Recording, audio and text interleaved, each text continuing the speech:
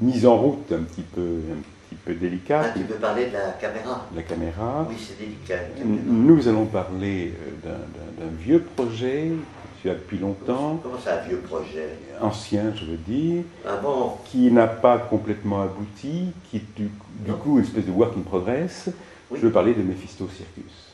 Et il faut dire que derrière toi, il y a un petit bout d'un tableau oui. qui traite de Mephisto Circus. Alors, c'est pas du tout Mephisto Circus, c'est Faust, la cybercomédie. Alors, explique-nous la relation entre l'un et l'autre, et puis ensuite... Ouais, j'ai commencé en 2003, et pas du tout par hasard, parce que avant, j'avais fait Digiden, dont on a parlé, et j'avais expliqué que je voulais faire une expérience en live, une expérience sur la scène, pour voir qu'est-ce que l'interactivité dans un groupe, dans une salle de théâtre, voilà, et je voulais le vivre. Donc j'ai dû faire une dizaine de représentations, une quinzaine, dont j'ai parlé. Et tout ça avait un but qui allait vers Faust, la cybercomédie, dont j'ai changé le titre un grand nombre de fois. Et ça, j'ai commencé en 2003, et j'ai pris le thème de Faust, parce que Faust est un mythe qui perdure réellement, je pense, dans la vie de tous les jours. C'est un comportement. Puis il y a eu une grande quantité d'interprétations de Faust.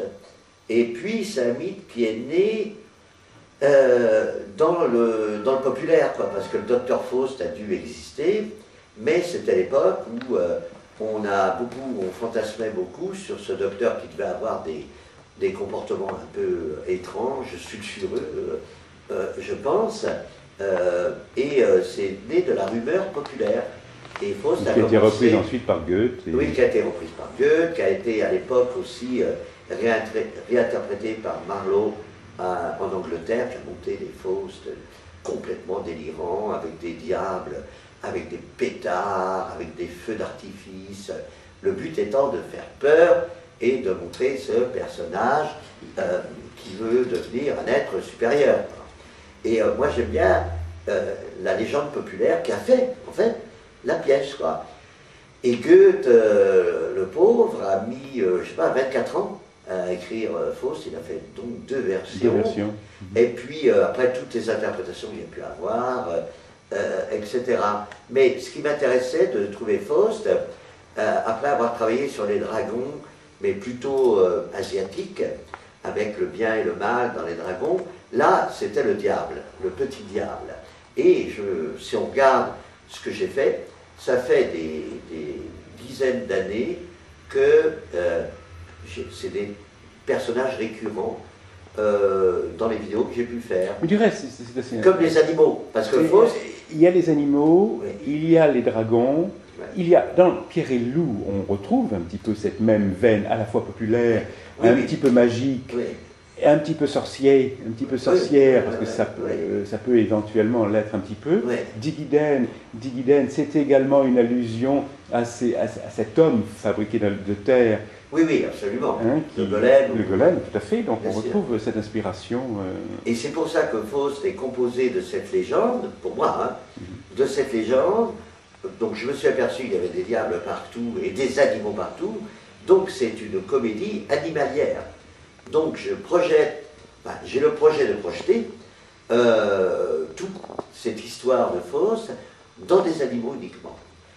Et en ce moment, je suis en train de dessiner la vie des bêtes, etc., mais très humanisée, voilà. Et donc Faust est une pièce, donc je te dis commencée en 2003, reprise en 2006, revue parce que on vit des expériences pendant ce temps-là. Et on s'aperçoit que, je me suis aperçu que, ça s'applique au spectacle. Alors, il s'est passé aussi d'autres choses. Une des sources d'inspiration de ce projet, c'est Bertolt Brecht, avec toute l'histoire de la distanciation qu'on retrouve dans le théâtre classique chinois. Voilà, parce que quand tu te retrouves avec des spectateurs, etc., tu es dans une relation que tu ne sais pas. Si l'autre doit participer, tu ne sais comment le faire participer, pourquoi le faire participer, etc.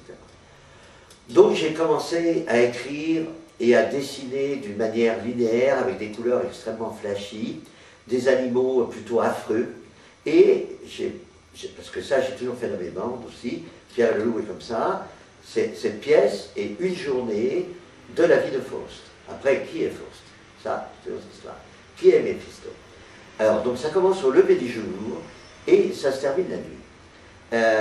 Donc dans un cycle qui peut durer 3 heures, 1 heure, 4 heures, 5 heures, une journée. Et là, ça se passe dans une ferme, mais dans une cyberferme, c'est-à-dire une ferme qui est sur le net.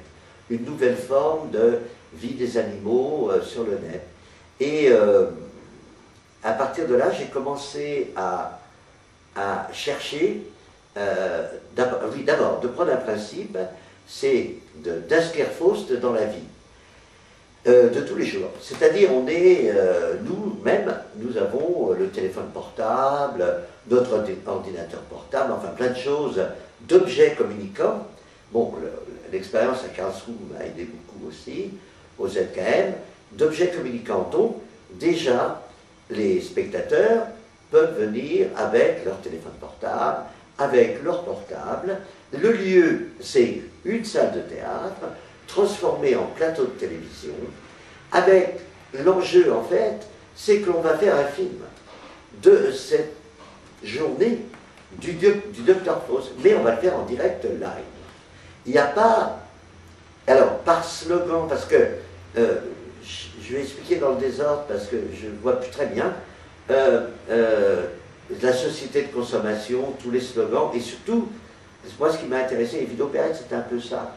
Déjà, cette espèce de frénésie, je dis une frénésie électronique sur l'air du temps, là, c'est plutôt par rapport à la société de communication dans laquelle nous sommes. Quoi. Et les gens, nous, les consommateurs, on a des choses à dire. Donc le spectateur a des manières d'intervenir. Alors évidemment, il y a beaucoup de capteurs, parce que tout compte, le geste, la parole, et la vie de la ferme, c'est dans un grand écran, sur une scène de théâtre, transformée en plateau de télé. Mais la salle n'est pas dans le noir, parce que la scène, on est assis à l'italienne, mais les acteurs qui sont sur la scène sont les avatars des acteurs qui sont en image de synthèse. Et tout se fabrique en direct. Donc on aura, quand ce spectacle, si ouais, ce spectacle se fait, vous pouvez montrer les dessins, c'est un petit peu difficile à expliquer comme ça, mais donc on sera assis à l'italienne, dans une salle à demi éclairée. Oui. Accueillis par les 3 petits cochons. Accueillis par les 3 petits cochons, donc on va s'installer, on s'assied, oui. Et là le spectacle a commencé ou commence quand on Alors, il peut avoir commencé. Il peut avoir commencé. Mais c'est aussi Internet, avec les internautes, dans un site. On peut avoir gagné des rôles, et puis venir travesti ou pas. On peut avoir des rôles sur place. On a des sortes d'hôtesses qui sont les 3 petits cochons, donc que tout le monde connaît. Et quand même, ce qu'il ne faut pas oublier, c'est que c'est une farce grotesque, à la manière de Jarry, un peu. Ubu m'a donné plein d'idées dans cette histoire, qui est la plus grande farce qu'on ait fait au XXe siècle. Et dans cette histoire, dans cette cyberferme, et je vais raconter au moins son passé, c'est que Faust est un taureau. C'est un taureau aussi, c'est un peu graveleux. Puis les animaux, on n'a pas besoin d'être propre, quoi. Donc c'est un taureau qui est aussi poilu que couillu. Ensuite, et ça je raconterai, il y a, j'ai trop bu hier soir, un peu, Marguerite, qui elle est charcutière à mi-temps. Elle est à la fois la fermière, elle est charcutière à mi-temps. Elle aime beaucoup, et elle a réussi, elle, dans son ordinateur, à se créer un don d'ubiquité. Donc, Marguerite et Faust vivent dans l'écran, mais aussi sur la scène, mais aussi dans la salle. Parce que quelqu'un peut devenir Faust dans la salle, et Marguerite, bon. Et quant à Méphisto, C'est un cochon rose qui est ventriloque. Il s'exprime. Ben, alors, chacun a un langage qui lui est propre. Mettons, il bégaye le cochon ventriloque. Et lui, il est tout rose. Et qu'est-ce qui est arrivé en fait? C'est que un soir d'orage, dans la cyberferme, qui est sur le net, il y a eu un éclair foudroyant qui s'est abattu dans cette cyberferme sous forme de bug. Et le cochon, là, il y avait des cochons, lambda, un des cochons, et s'est mis à être doué de pensée, d'intelligence. Il est devenu humain, quoi, la possibilité. Mais il a gardé son allure de cochon.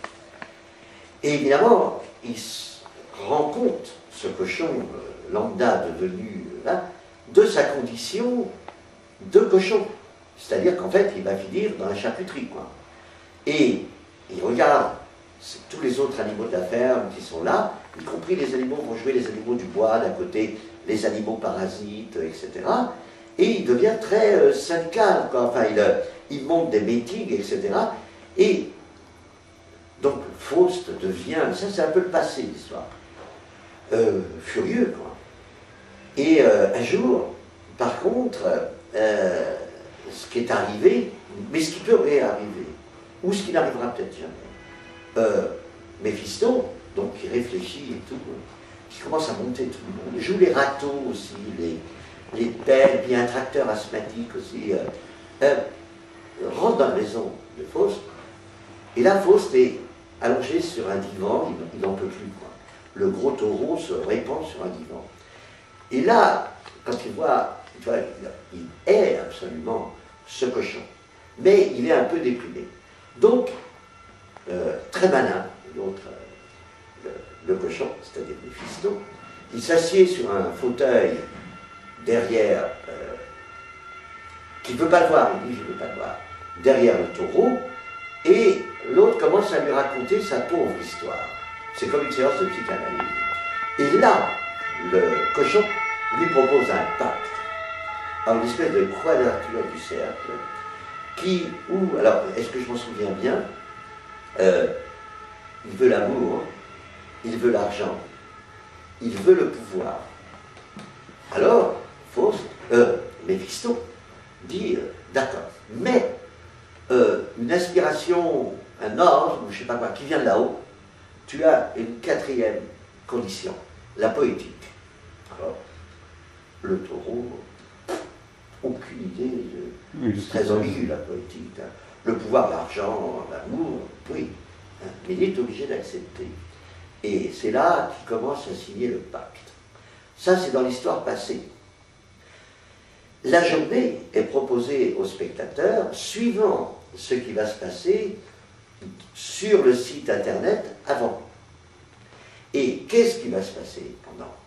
C'est que un animateur, genre animateur de plateau ou télévision, bien lambda, je sais pas, Jean-Pierre Foucault, Sébastien, je ne sais rien, lui va mener toute l'histoire avec l'ordinateur. Mais où est l'auteur? Qui est-ce qui déclenche tout ça? C'est une boîte noire, comme j'ai fait pour le ZKM, où sont rentrées des conditions, uniquement des conditions.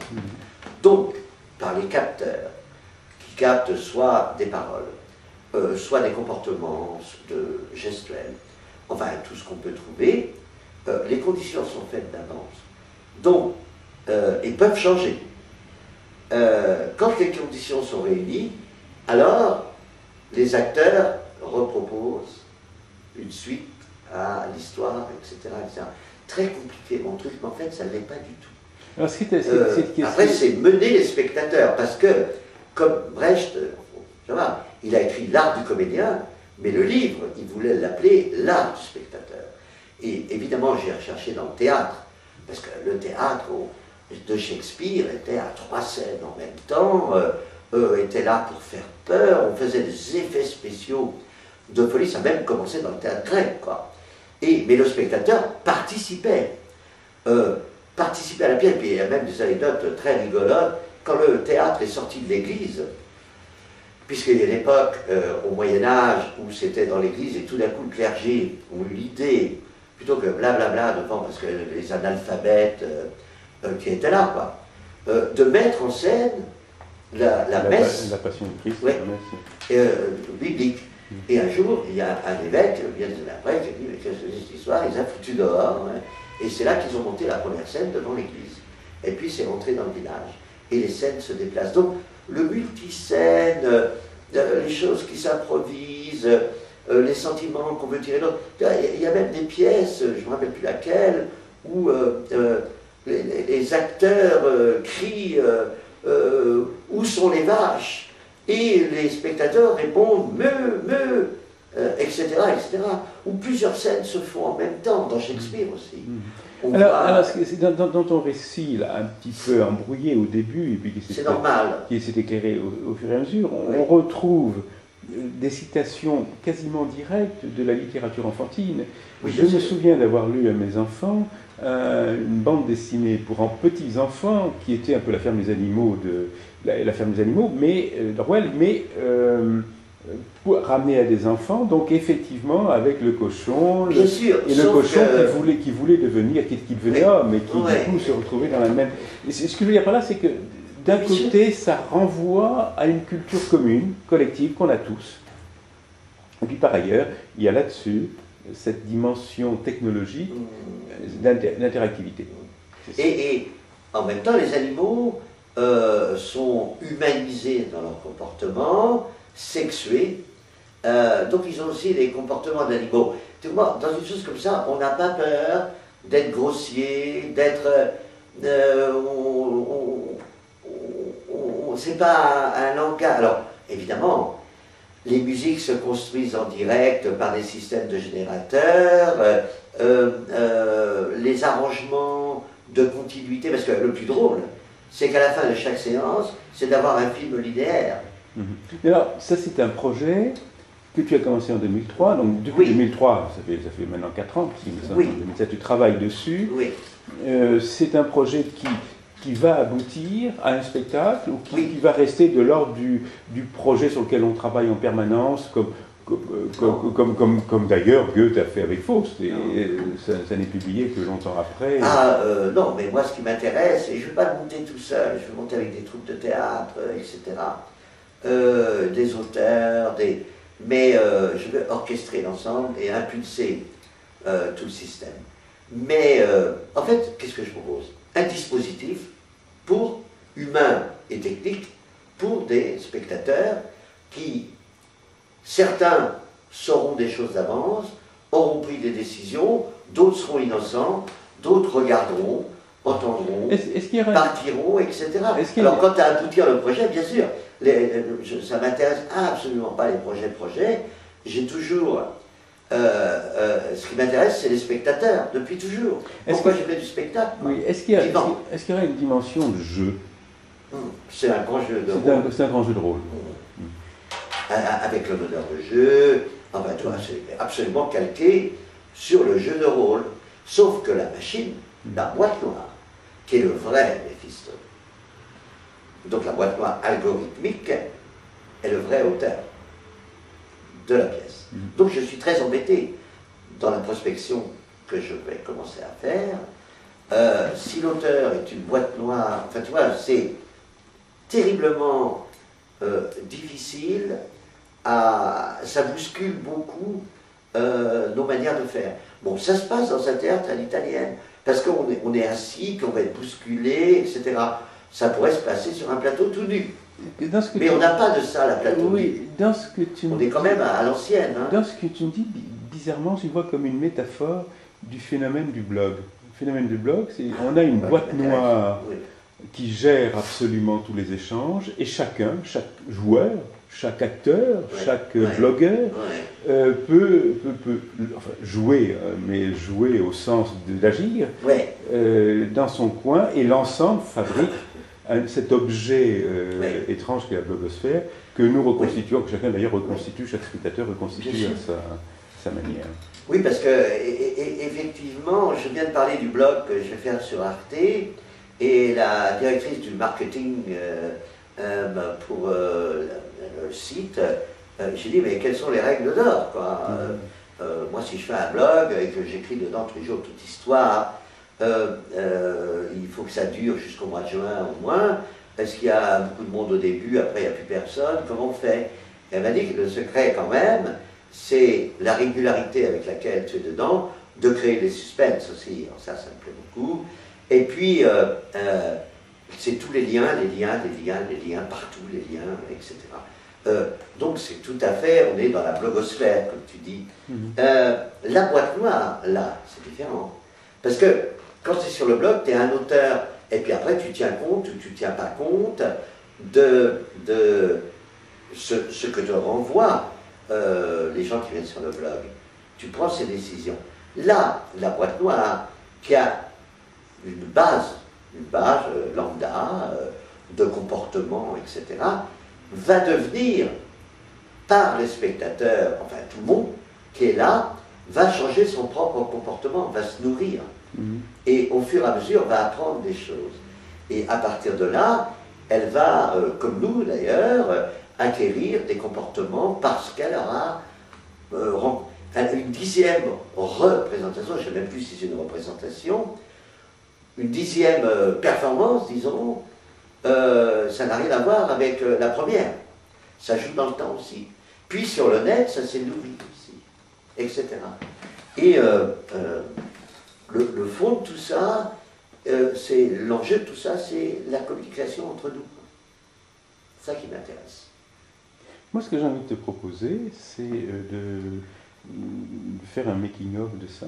C'est-à-dire commencer avec ça, filmer photographier des dessins. Oui, bien sûr, j'ai fait et plein de puis quand tu auras avancé, qu'on en parle au fur et à mesure, et qu'on fasse une espèce de making-of en cours de cette affaire, avec ça comme... C'est d'accord. Hein? Donc le prochain rendez-vous, on le fait à mon atelier cette fois. Voilà, avec des dessins, et on filme des dessins. Aller vers les dessins, et je peux expliquer l'histoire avec les dessins, et les schémas. Parce que là, ce que je proposerais, c'est qu'on fasse quelque chose de différent de ce que je parle de Méphisto. Ce que nous avons fait jusqu'à présent, c'est-à-dire que là, on fasse, disons, une boîte Méphisto. Oui, mais le début de la making-of. Le début de la making-of, où on puisse ajouter un certain nombre d'éléments. C'est une très bonne idée. Ça, c'est rigolo. Et en même temps, ça fait partie du jeu. Parce que ce making-of peut devenir des bandes annonces. Exactement. Moi, j'aime bien tout ce qui communique l'un avec l'autre. Puis c'est l'enjeu même de la communication. Regarde ce qu'on fait avec ces vidéos, on les met sur le net, après il y a des gens qui viennent, on ne sait pas quoi, mais on déchiffre. Bientôt on aura le blog, les rapports au blog, on va être en réseau de partout, avec voilà, et je trouve très marrant de faire un making-of de ça. On fait ça? Donc tu vas être l'auteur-réalisateur, Bernard. Tu peux fermer maintenant.